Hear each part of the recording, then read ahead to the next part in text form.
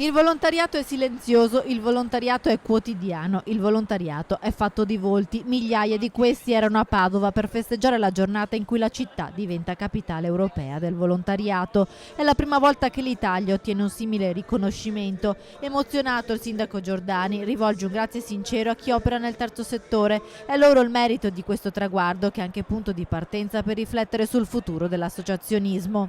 Che si parli di cambiamenti climatici, di sviluppo sostenibile, di immigrazione, di sanità o di istruzione, la sola opzione è quella del noi al posto dell'io.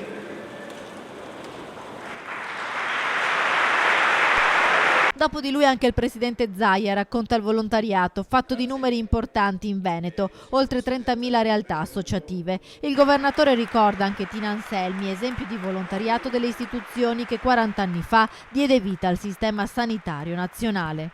Per noi questo è il DNA, sono i tratti somatici di questa comunità, il volontariato. Una persona ogni 5 fa volontariato.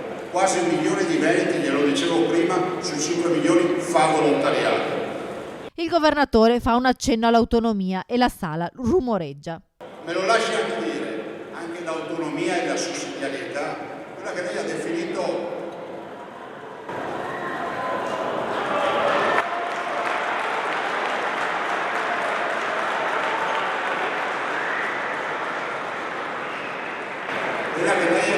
un valore costituzionale e che ha detto che è un vero elemento di unità nazionale.